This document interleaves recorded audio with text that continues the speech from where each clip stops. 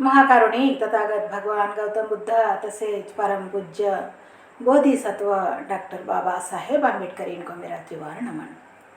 सभी गुरु आचार्य को नमन करते हुए ग्रंथ पठन शुरू करेंगे। आप सबका स्वागत है। धम्मपद बाल वर्ग गाथा और कथा। बौद्ध शिक्षा के प्रति समाज में बहुत सारी भ्रांतियाँ फैली हुई है, इसलिए भारतीय जनमानस बौद्ध शिक्षा से लाभान्वित होने से वंचित रह गया है।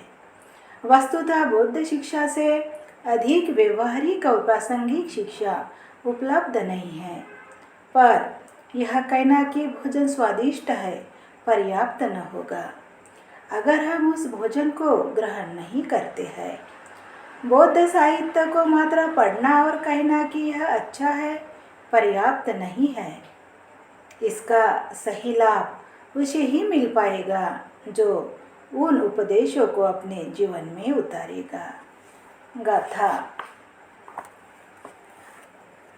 पुत्ता मत्थि धनं मत्थि इति बालो विहयति अतः ही अतनो नत्थि कुतो पुत्त कुतो धनं।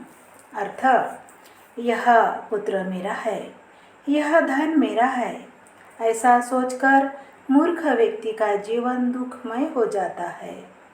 अरे, जब मनुष्य स्वयं अपने आप का नहीं है तो कहाँ से उसका पुत्र और कहाँ से उसका धन होगा। किस बात की आसक्ति।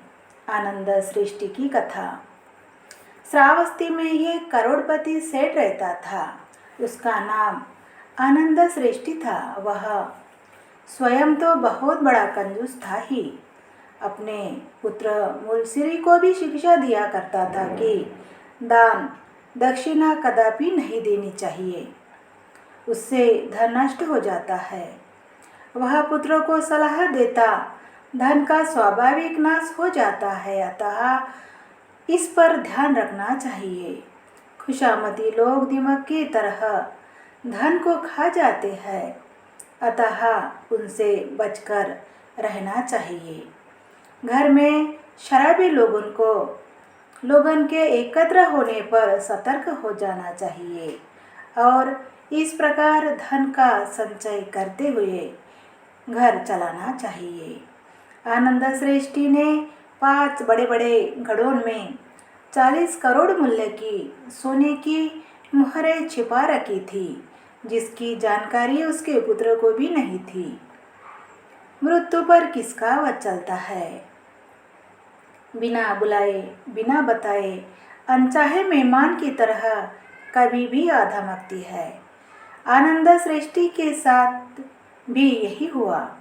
एक दिन मृत्यु आई और वह दुनिया से चल बसा, पर मरते समय भी उसकी अपने धन में आसक्ति बनी रही। श्रेष्ठी जीवन पर्यंत कंजूस था। उसने कभी भी भलाई का काम नहीं किया था।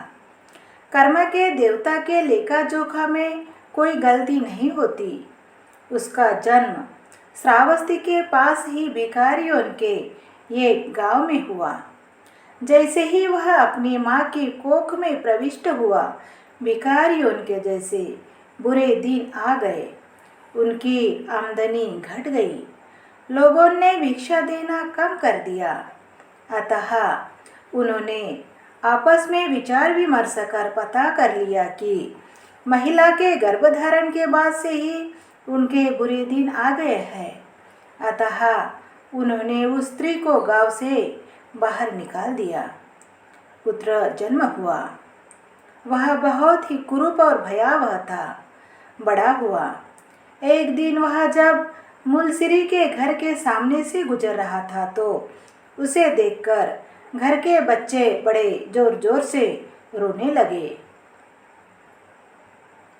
मुलसिरी ने अपने लोगों से भिखारी को पिटवा दिया। बुद्ध आनंद के साथ वहां से गुजर रहे थे। उन्होंने इस घटना को देखा और आनंद से कहकर मुलसिरी को बुलवा लिया। उन्होंने उसे बताया कि वह भिखारी पुनर्जन्म में उसका पिता था। मुलसिरी को इस बात पर विश्वास नहीं हुआ।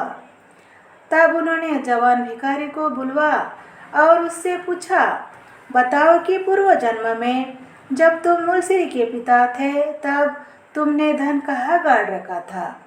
जवान भिखारी ने स्थान बता दिया। जमीन खोदने पर वह धन मिल गया। इस घटना के बाद मुलसिरी बुद्ध का भक्त बन गया। बुद्ध ने शिष्यों को समझाया कि हम सदैव गलतफहमी में रहते हैं कि हम सदा के लिए जीवित रहेंगे, अतः हमारी सांसारिक चीज़ों में आसक्ति हो जाती है, जबकि सच्चाई यह है कि जीवन तो पानी के बुलबुले की तरह है, वह जल्द ही फूट जाएगा। आप सबका मंगल हो।